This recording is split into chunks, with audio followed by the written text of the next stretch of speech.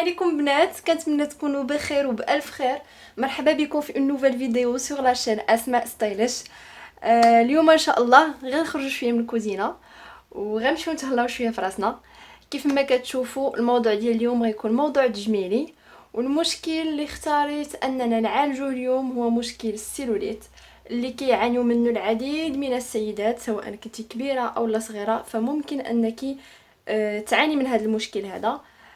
كتعريف بسيط بالنسبه للناس اللي ما كيعرفوش هذا المصطلح ديال السيلوليت، فهو ملي كيتجمعوا لنا الدهون او التكدس ديال الدهون في واحد المنطقه معينه، يعني ما كيكونوش متوزعين بشكل متساوي.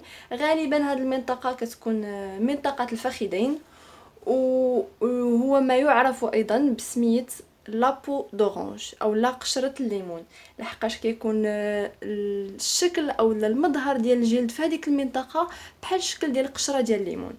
فاللي اختاريت لكم اليوم ماشي وصفه، هما جوج ديال الوصفات اللي بجوج، يعني جوج ديال الوصفات تكميليين اللي غيعطيونا روتين اللي خصنا ضروري نداوموا عليه. يعني ما يمكنش اننا غادي نستعملوا هذه الوصفه مره واحده فقط وغادي نشوفوا معجزه، لا، خص ضروري من المداومه، خصنا نديروها ونعاودوها مرارا وتكرارا على الاقل مده اسبوعين باش نشوفوا واحد النتائج اللي هي ملموسه. والمده راه كتختلف من سيده الى اخرى على حسب الحالات. ما كنتش عليكم الهضره بزاف وندوزو للمواد اللي غادي نحتاجو. اول عنصر غادي نحتاجوه بالنسبه للوصفه الاولى هو القهوه. ماشي قهوه سريعه الذوبان، ولكن القهوه العاديه، سواء ناخذوها هكا موجوده من عند العطار او لا ممكن اننا ناخذوها حبوب ونطحنوها راسنا. كيف ما كتعرفوا القهوه راه غنيه عن التعريف في مجال التجميل، بكونها غنيه بمواد مضادات للاكسده، وكتساعد على تفتيح البشره، كتساعد على التقشير، يعني عندها فوائد عديده. غنحتاجو الزنجبيل، ما تستغربوش الزنجبيل. غنحتاجو ايضا القرفه، وغادي نحتاجو زيت الزيتون. بركه الله غادي ناخدو كميه من القهوه. الكميه راه اختياريه على حسب كل سيده والجسم ديالها. غناخدو شويه ديال الزنجبيل، نص معلقه صغيره فهي كافيه، نص معلقه صغيره من القرفه. نخلطوا هاد العناصر. هنا بالنسبه للسيدات اللي عندهم القهوه مطحونه بزاف يعني ناعمه، فيستحسن انكم تزيدوا واحد المعلقه او جوج معالق صغار ديال السكر سنيده باش يعاونونا في التقشير. وغادي نجمعوا هذا الخليط بزيت الزيتون.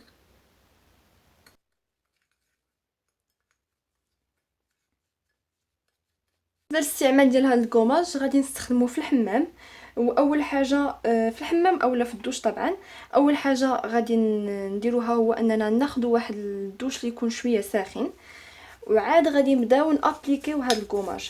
فالطريقه راها معروفه، انا فقط غنوريكم في اليد ديالي. يعني ناخذ واحد الكميه ونبداو نقوميو من التحت للفوق دائما هكذا. حاولوا ما امكن اننا نقوميو هذيك المنطقه جيدا واحد 10 حتى 15 دقيقه.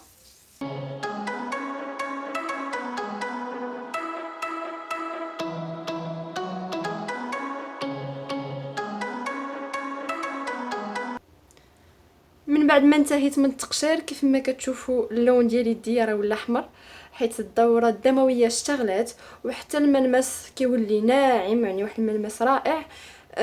من بعد ما ساليت شملت بالماء، يعني غسلوا بالماء دافي ديك المنطقه. ودابا غادي ندوزو للوصفه الثانيه اللي غادي نابليكيوها مباشره من بعد الحمام. اللي غادي نحتاجو في هذه الوصفه الثانيه فهي مواد بسيطه.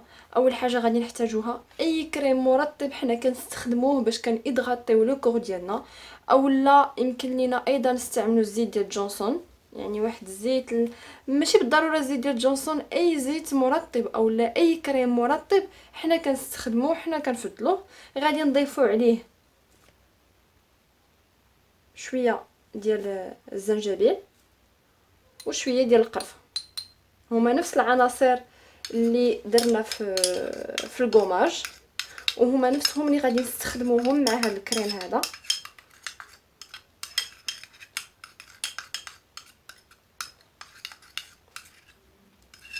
نخلطوا هاد العناصر مزيان وغادي نخليو هاد الكريم يستريح. يستحسن اننا قبل ما ندخلو ندوشو اولا قبل ما ندخلو الحمام نخلطوا هاد الكريم هذا ونغطيوه ونخليو هذوك المواد تفاعل مع بعضياتها وندخلو ناخدو الحمام ديالنا، باش مباشره من بعد الحمام ملي كنخرجوا غادي نابليكيو هاد الخليط هذا. غادي نضغطيو بهذيك لا كريم اللي حضرنا.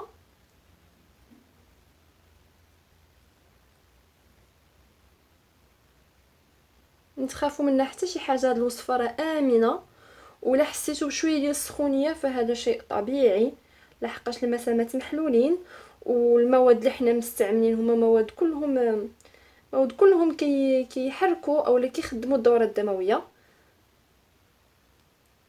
هنا غادي ناخذوا فيلم اليمونتير وغادي نغلفوا به هذيك المنطقه.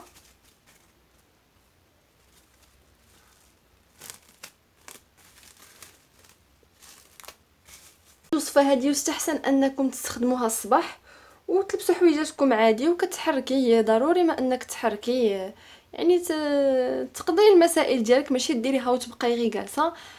تحركي بها عادي حتى العشيه وكتحيدي داك الفيلم اليمونتير وكتدخلي كتاخدي الدوش ديالك عادي بميها تكون غير دافيه ما تكونش سخونه. واللي كنوصيو على في هذه الوصفه هذه هو المداومه. ضروري البنات انكم تداوموا، ضروري تداوموا. اللي قدرات انها ديرها يوميا ديرها يوميا، اللي ما قدراش ديرها واحد 3 ولا 4 ديال المرات في الاسبوع، وفي ظرف اسبوعين غادي تبداي تشوفي نتائج اللي هي ملموسه. هذه الوصفه هذه عطيتها لكم عن تجربه، وكيف قلت لكم ما يمكنش الحاجه نديروها مره واحده ونقولوا صافي غنشوفوا النتيجه المبهره. لا، هاد الوصفات هادو ماشي معجزات، غير وصفات طبيعيه اللي كيساعدونا. وكنتمنى انكم تجربوها، واللي جرباتها ولقات النتائج تخلي لي ان كومونتير، يعني تبارطاجي معنا التجربه ديالها. والوصفه الجايه ان شاء الله والفيديو الجاي ان شاء الله خليتكم على خير.